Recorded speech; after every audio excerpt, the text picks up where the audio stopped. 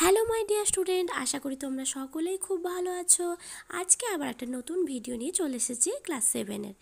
আজকে আমরা যে চ্যাপ্টারটি করব সেটি হচ্ছে কি নিজে করি 1.2।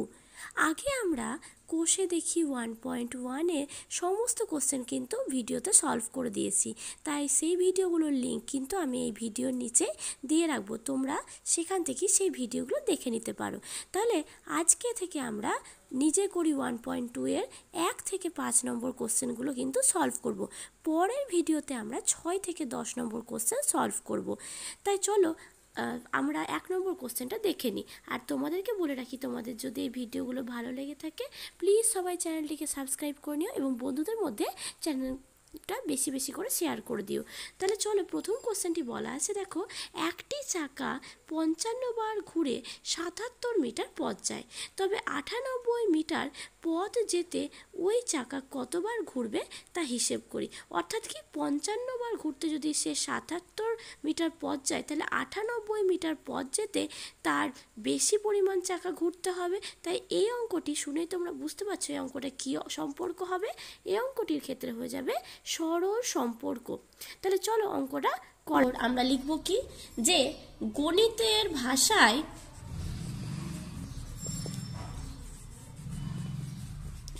সমস্যাটি হলো, কি লিখব, একদিকে থাকবে হচ্ছে কি না, তো আমাদের যে কতটা দূরত্ব গিয়েছে, অর্থাৎ দূরত্ব মিটার, এবং এদিকে লিখব আমরা চাকা ঘুরবে, সেটা কিসে লিখব, বার। এবার দেখো কত মিটার গিয়েছে, 77 মিটার গিয়েছে, চাকা ঘুরবে কত, 55 বার। তাহলে বলেছে 58 মিটার দূরত্ব যেতে কতবার চাকা ঘুরবে।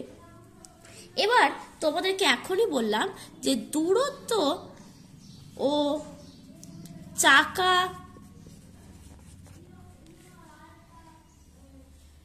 ঘোড়ার মধ্যে কেমন সম্পর্ক, সরল সম্পর্ক। ঠিক আছে, তাহলে এবার আমরা কি করতে পারি, ঐকিক নিয়মে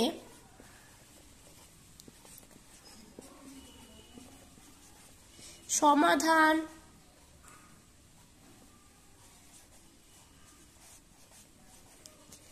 করে পাই। কি লিখবো আমরা, চাকাটি 77 মিটার যেতে ঘোরে 55 বার। সেটা তো আমরা দেখে নিয়েছি, 77 মিটার যেতে 55। তাহলে 1 মিটার যেতে সে কতটা ঘুরবে, সমান 55/77 বার। এবার কোশ্চেনে জানতে চাওয়া হয়েছে কতবার, কত মিটার, 98 মিটার যেতে ঘোরে হচ্ছে তাহলে 55/77 গুণিত 98 বার। এবার কাটাকুটি করো, 11 দিয়ে কাটবে, 11 5 55, 11 7 77, 7 দিয়ে কাটলে হবে 7 14 98। তাহলে 14-র সাথে 5 গুণ করলে কতবার হয়, 70 বার। তাহলে 98 মিটার যেতে চাকাটি কতবার ঘুরবে, 70 বার। তাহলে লিখে ফেলি এবার আমরা, অতএব 98 মিটার যেতে চাকাটি 70 বার ঘুরবে। তাহলে এটা হয়ে গেল হচ্ছে আমাদের প্রথম কোশ্চেন। এবার চলো আমরা দ্বিতীয় কোশ্চেনটি দেখে নিই। 2 নম্বর প্রশ্নটি বলছে, দেখো, দীপ্তার্ক প্রত্যেক সপ্তাহে একদিন সাঁতার শিখতে যায়, 364 দিনে সে মোট কতদিন সাঁতার শিখতে যায় তা হিসেব করি, তাই বলেছে। তাহলে চলো কোশ্চেনটি এবার আমরা করি। তাহলে কি লিখবো, প্রথমে আমরা গণিতের ভাষায় সমস্যাটি হলো। এবার কি লিখবো, যে মোট দিন সংখ্যা, অর্থাৎ কি বলেছে, আমরা জানি এক সপ্তাহ সমান কদিন, 7 দিন। তাহলে লেখো মোট দিন দিন আর এদিকে লিখি আমরা সাঁতার শেখার দিন। এবার কোশ্চেনে বলা আছে দীপ্তার্ক প্রত্যেক সপ্তাহে একদিন সাঁতার শিখতে যায়, অর্থাৎ যখন 7 দিন তখন সে 7 দিনের মধ্যে কদিন সাঁতার শিখতে যায়, একদিন শিখতে যায়। তাহলে যখন মোট দিন সংখ্যা 364 দিন, তাহলে সে সাঁতার শিখতে যায় কতদিন সেটা আমাদেরকে হিসেব করতে হবে। তাহলে আমরা এখানে লিখি মোট দিন সংখ্যার সঙ্গে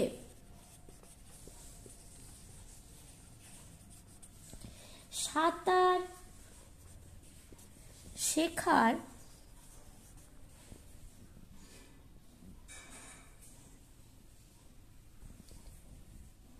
দিনের সরল সম্পর্ক। এবার আমাদেরকে কি করতে হবে, লেখো ঐকিক নিয়মে সমাধান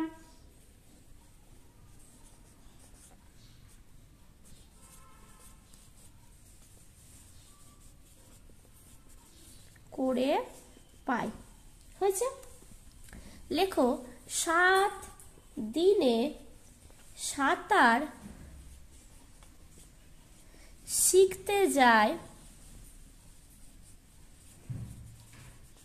কদিন বললাম, একদিন। তাহলে এক দিনে সাঁতার শিখতে যায় কত হবে, 1/7 দিন। এবার বলেছে মোট দিন সংখ্যা কত, 364। তাহলে 364 দিনে সাঁতার শিখতে যায় 1/7 গুণিত 364 দিন। এবার কাটাকুটি করো, 7 দিয়ে এটা কেটে যাবে, 7 পাচ্ছে 35, 7 2 14। তাহলে কতদিন সে সাঁতার শিখতে যাচ্ছে, 52 দিন সে সাঁতার শিখতে যায়। তাহলে আমরা অ্যান্সারটা লিখে নিই যে মোট 52 দিন, আচ্ছা এখানে লেখো দীপ্তার্ক মোট 52 দিন সাঁতার শিখতে যায়। তাহলে এটা হয়ে গেল হচ্ছে আমাদের এই কোশ্চেনটা সলভ করা।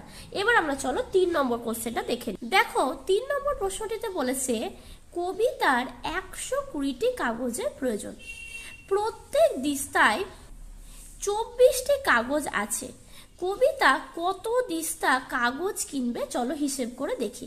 তাহলে চলো অঙ্কটা করা যাক। তাহলে 3 নম্বর, প্রথমে আমরা কি লিখব, গণিতের ভাষায়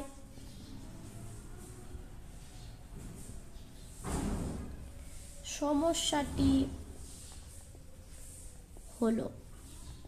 ঠিক আছে, এবার আমরা কি লিখব, কাগজ সংখ্যা, আর আরেকদিকে কি লিখব, দিস্তার, এখানে টি লেখো, দিস্তার সংখ্যা।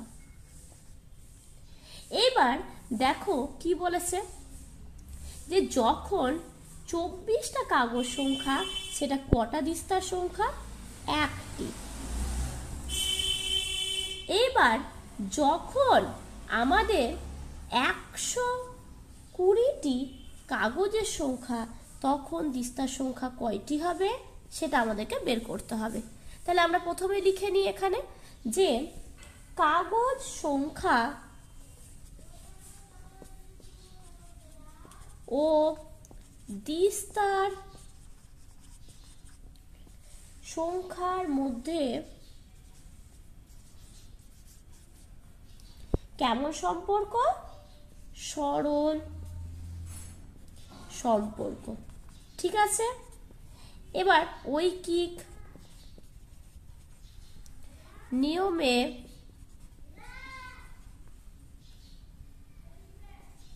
সমাধান করে পাই 24টি কাগজ থাকে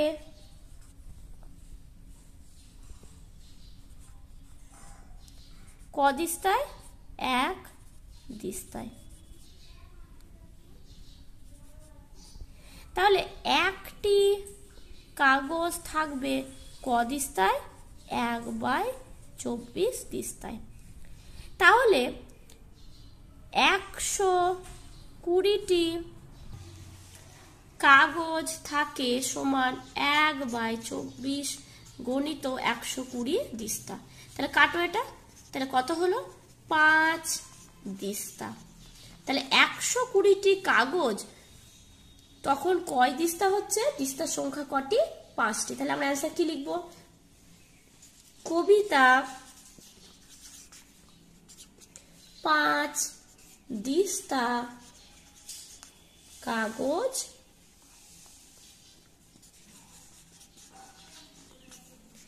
কিনবে। তাহলে এখানে আমাদের 3টে কোশ্চেন হয়ে গেল। এবার আমরা 4 নম্বর কোশ্চেনটি দেখে নিব। দেখো 4 নম্বর কোশ্চেনটায় বলা হয়েছে 1 ডজন ডিমের দাম 48 টাকা। আমরা কি জানি? 1 ডজন ডিম সমান 12টা। তো এবার 12টা ডিমের দাম তাহলে কত টাকা? 48 টাকা। তাহলে 32টা ডিমের দাম কত হবে সেটা হিসেব করে দেখতে বলেছে। তাহলে চলো এই কোশ্চেনটা সলভ করি। তাহলে প্রথমে আমরা কি লিখব? গণিতের ভাষায়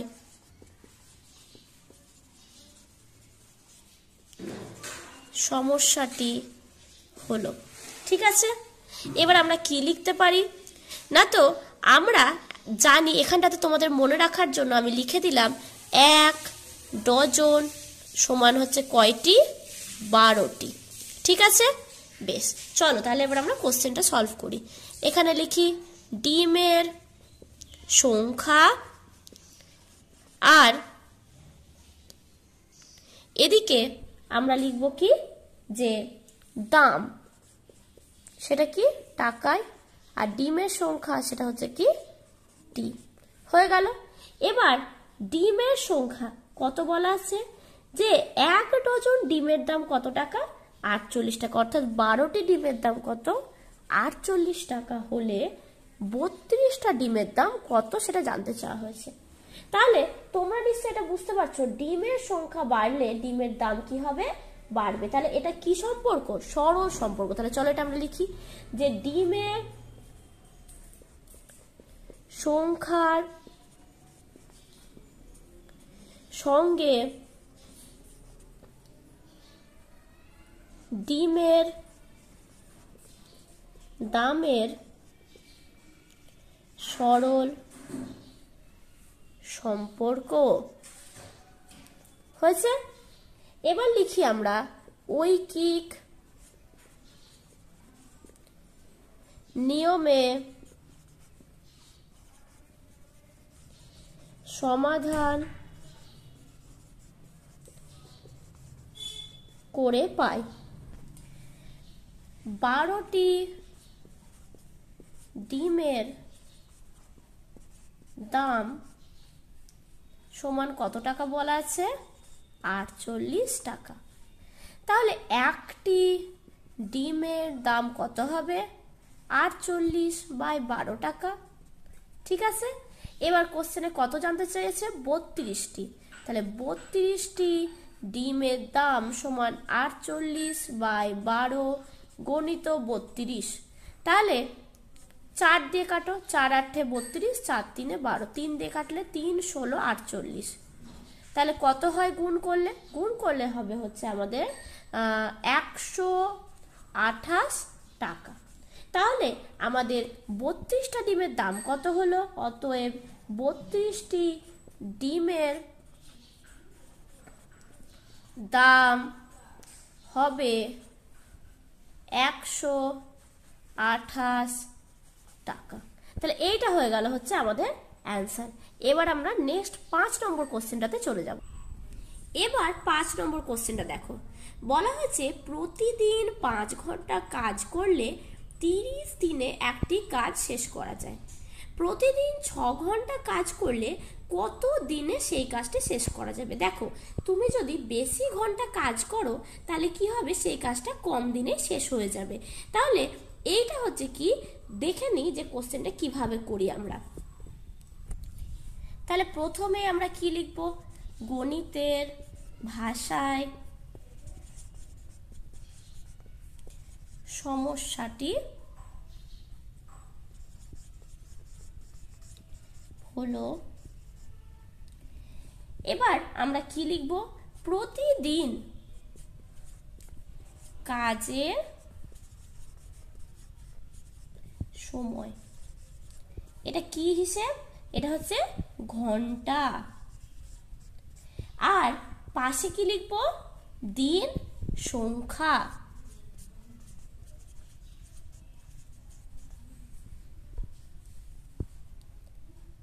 এবার দিন সংখ্যা ব্র্যাকেটে দিন দিতে পারি। এবার দেখো, 5 ঘন্টা করে কাজ করলে কত দিনে কাজটা শেষ হবে বলা রয়েছে কোশ্চেনে, 30 দিনে কাজটা শেষ হবে। আর বলেছে তাহলে 6 ঘন্টা করে কাজটা শেষ যদি করা হয় তাহলে কাজটা কত দিনে শেষ হবে। তাহলে আমি এখনই বললাম, যখন কাজের সময় বেড়ে যাচ্ছে তাহলে দিন সংখ্যা কমে যাবে। তাহলে এটা সরল সম্পর্ক হবে না, এটা কোন সম্পর্ক হবে, ব্যস্ত সম্পর্ক।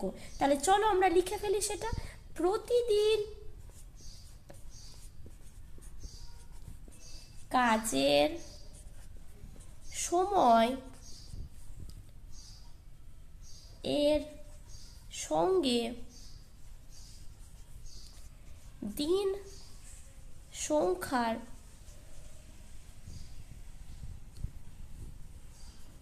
ব্যস্ত সম্পর্ক। ঠিক আছে, ঐকিক নিয়মে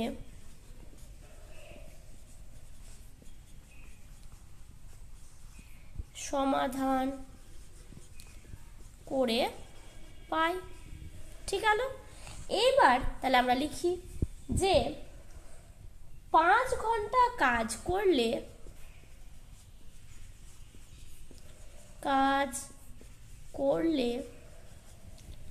কাজটি শেষ হয় কত দিনে, 30 দিনে। তাহলে 1 ঘন্টা করে যদি কাজ করে তাহলে কাজটি শেষ হবে কত দিনে, 30 গণিত 5 দিনে। 6 ঘন্টা করে কাজ করলে সেই কাজটি শেষ হবে কত দিনে, 30 গণিত 5/6 দিনে। যেহেতু এটা ব্যস্ত সম্পর্ক, 6 গণিত 5, তাহলে 5 পাচ্ছে কতদিন সময় লাগবে, 25 দিনে। তাহলে অ্যান্সার কি হয়ে যাবে, যে 6 ঘন্টা করে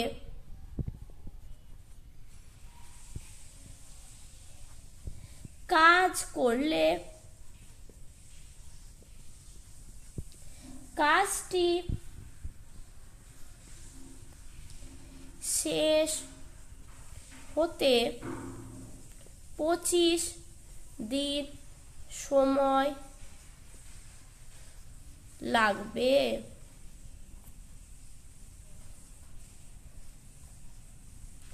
তাহলে এখানে আজকে আমরা এই ভিডিওটা শেষ করলাম। তার কারণ পরবর্তী ভিডিওতে আমরা 6 থেকে 10 পর্যন্ত কোশ্চেনগুলো আলোচনা করব। তোমাদের যদি এই ভিডিওটি ভালো লেগে থাকে তাহলে প্লিজ সবাই চ্যানেলটিকে সাবস্ক্রাইব করে নাও এবং বন্ধুদের মধ্যে ভিডিওগুলো প্রচুর শেয়ার করে দাও, যাতে করে তারা উপকৃত হয়। Thank you. পরবর্তী ভিডিও আসবে আগামীকাল ঠিক সন্ধ্যে 7টার সময়।